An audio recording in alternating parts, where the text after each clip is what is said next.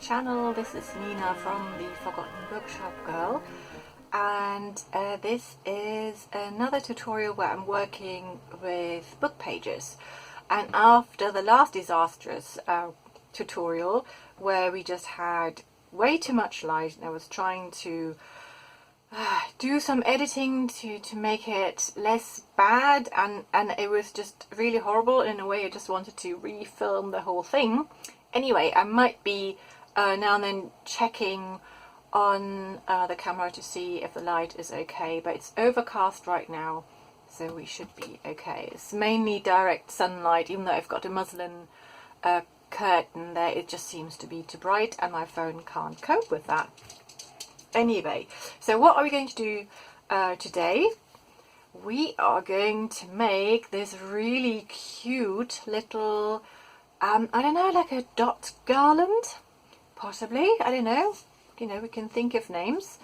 And this is another way of using up book pages that come from books that you've been using for junk journals, and you end up with all the pages. And what I've done with this, I don't know if you can see it, so it's not just the book pages, but I've used some ink. Hang on, I should actually get the bottle, 1 second. Okay, here I am. So I've got a bottle with ink. This isn't alcohol ink. It's an ink I've made with printer ink. It's basically where I'm reusing cartridges with printer ink. You know, when your printer is telling you that there isn't any ink left, but you look at the cartridge and think, oh, actually, there is ink. Yeah, so I didn't really feel like I wanted to waste the ink that was in there, and I've been doing sort of a few experiments with that. So any one of these is these, but you could use alcohol inks, or you could just use watercolors and just color wash your pages. I'll just show what this does, and I hope it doesn't go all over my desk. Okay, so there you go. So this is kind of what I've done with the book pages, just to give them a bit more colour, but you can just leave them as they are and that will be fine.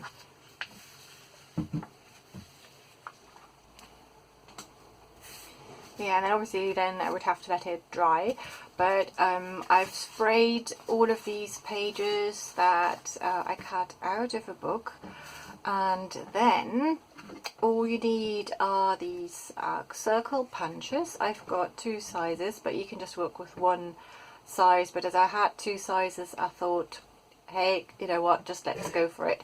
If you've got one with bigger circles, that would work as well. So, you know, just use whatever you've got.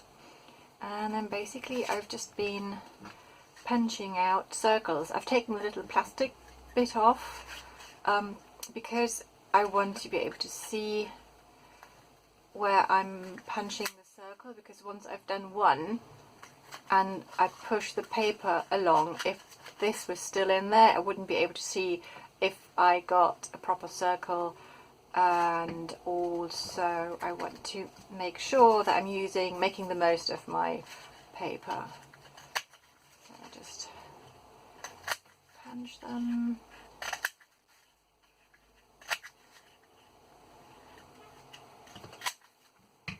You might even be able to use this in, I don't know, in a collage or mixed media or something if you wanted to. And then I'll just do, oh yes, what I should have done, let's just do that very quickly.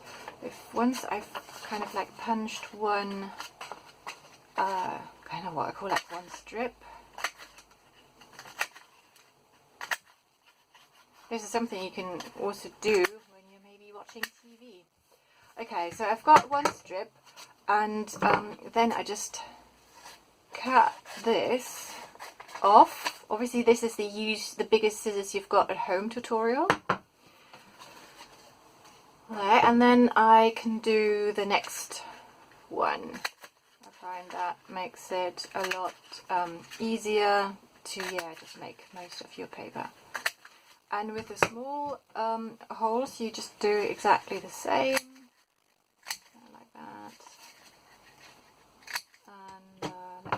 this again.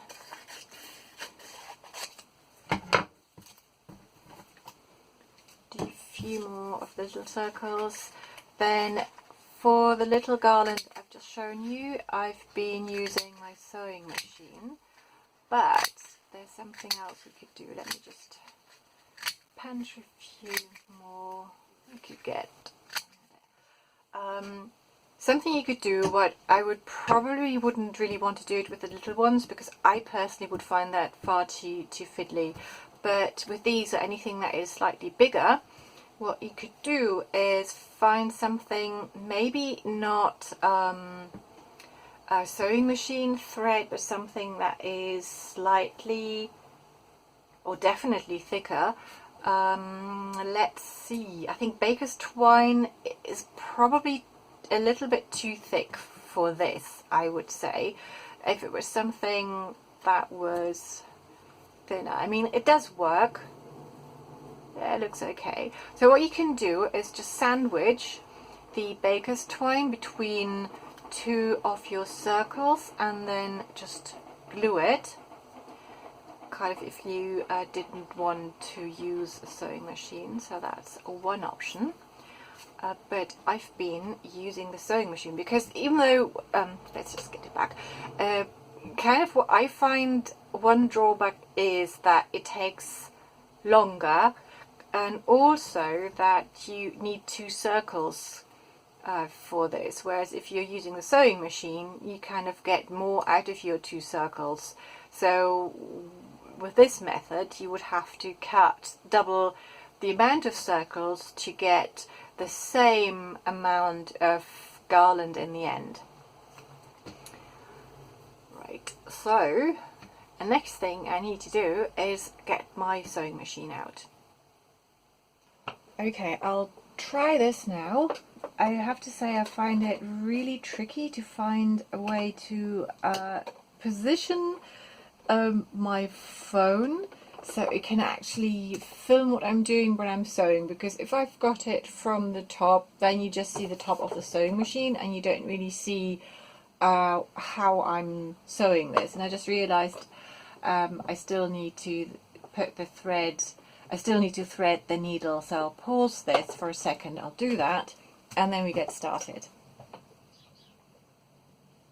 So as I've said in a different video, whenever I sew paper, I've got a needle that I just use for sewing paper. It's usually a needle that I've been using for fabric and would have, you know, when I change the needles, hold on to those to sew paper, and then obviously I wouldn't use them to sew fabric. It's just because they get blunt or blunter more easily when you do it with paper. It's the same that if you've got fabric scissors, you wouldn't use them or shouldn't use them to cut paper or anything else.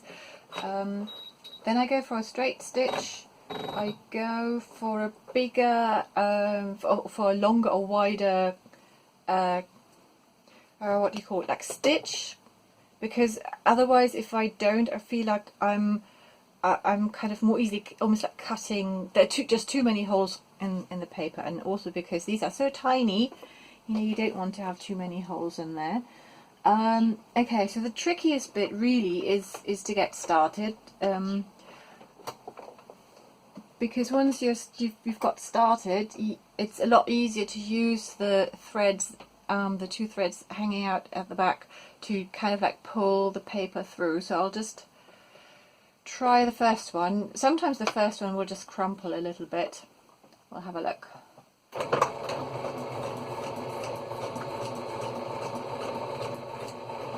Okay, so that's okay. I think it looks alright. Now I have to kind of like sort my bits of paper. Yeah, sometimes the beginning looks a bit messy. I think that should be okay now, because now I've got the two bits. Where did the other one go? At the end. Let's just do another one, and we'll see what happens. Let's do another bigger one because they're easier to do.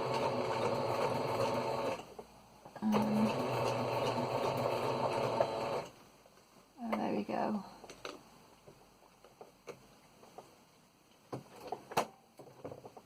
Oh, now I see, I should have pulled the both threads through, so the bottom thread was too long.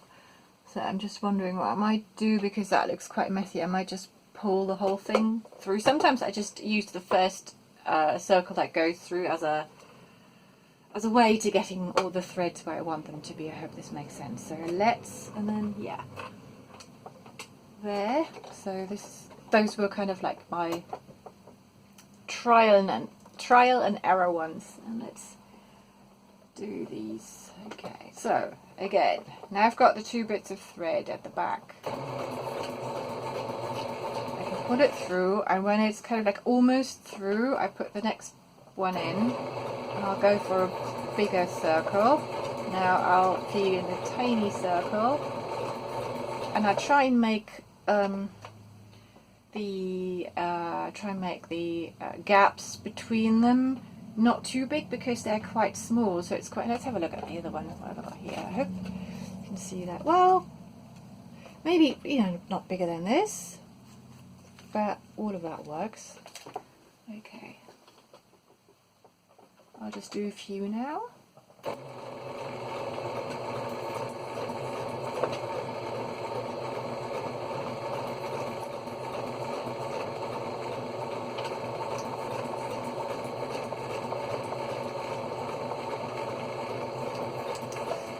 And I don't really think about, oh, I'm going to have 3 small circles and then 1 big circle. I try to have it so I'm not going big, small, or big, small, small, big. I quite like to have it a bit random, but you could, you know, you could just do it any way you would like.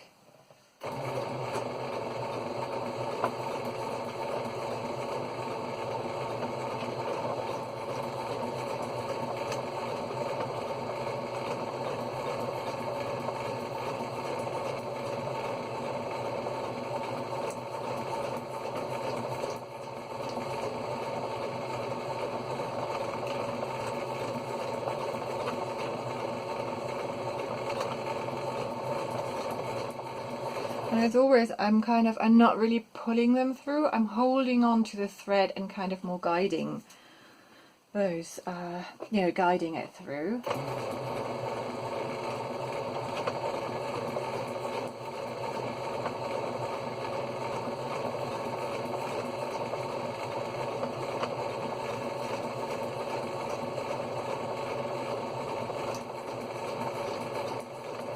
Okay, let's have a look. How long is this? Felt like I've been doing it for ages and it's not really that long yet. So I'll just carry on and do a few more.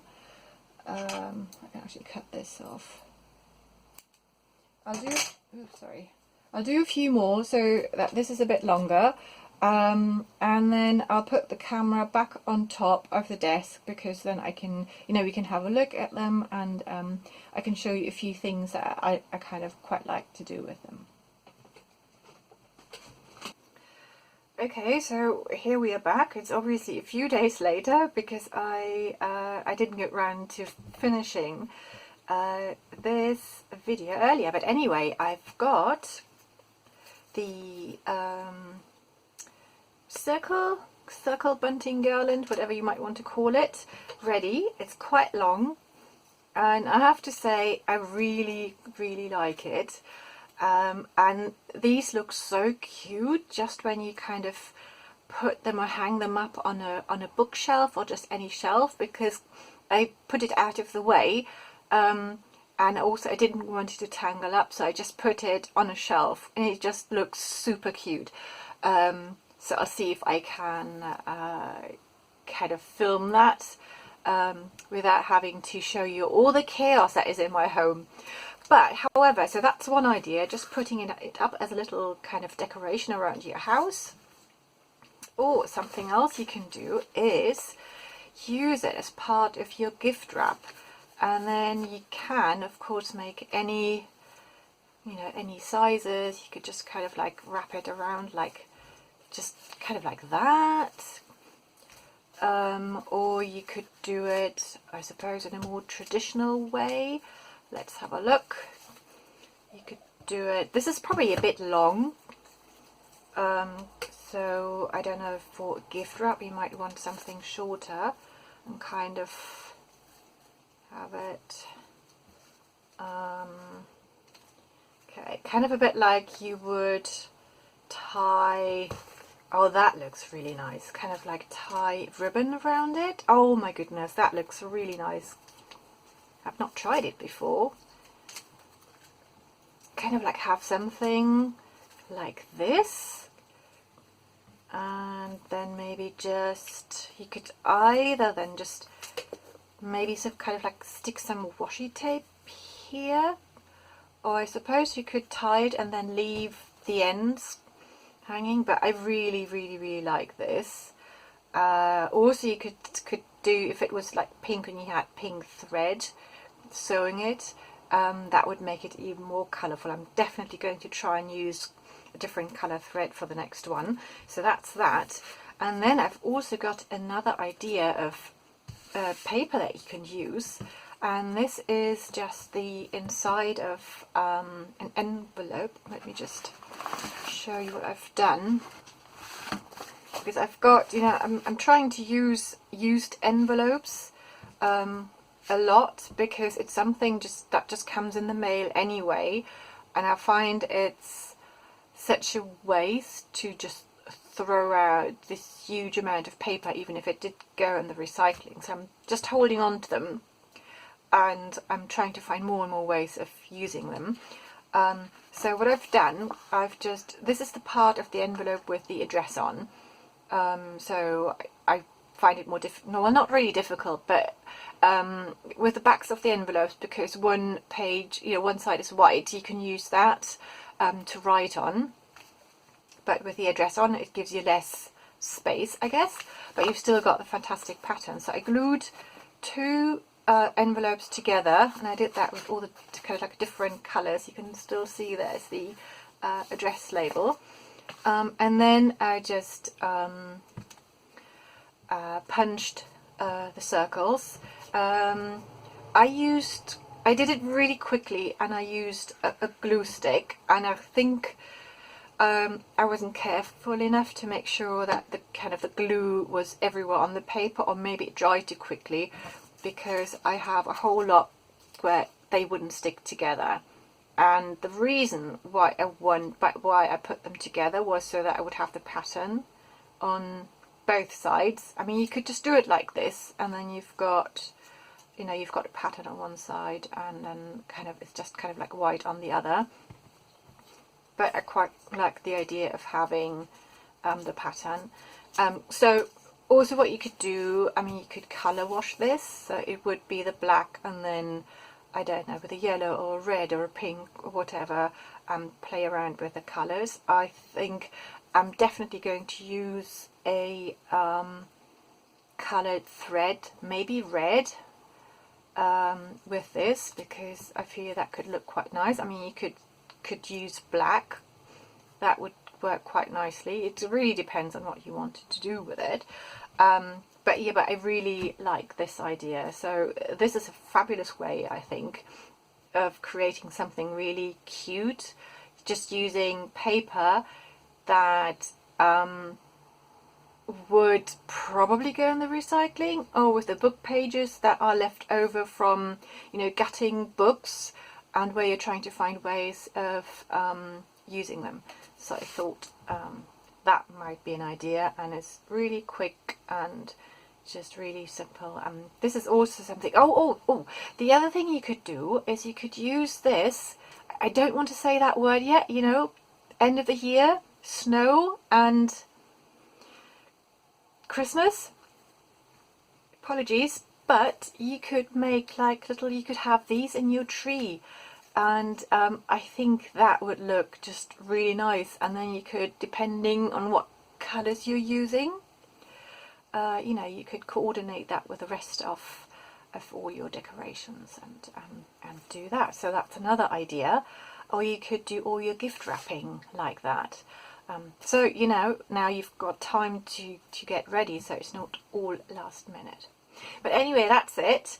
I'll try, and I've edited most of this tutorial already, so it's only this bit that needs to go in, so hopefully I can upload it really quickly and then get on with the next one, because I know I say this all the time, but I really mean it. I really want to try and make more videos as you know, time allows me to do it, because I've just kind of just lost a job, so I kind of have to make up somehow for the money that is not coming in now.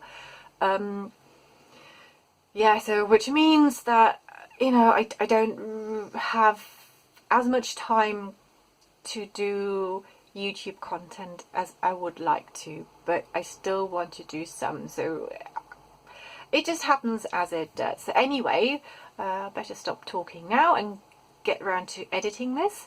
I hope you're all having a fantastic day, and I'll see you very soon. Bye!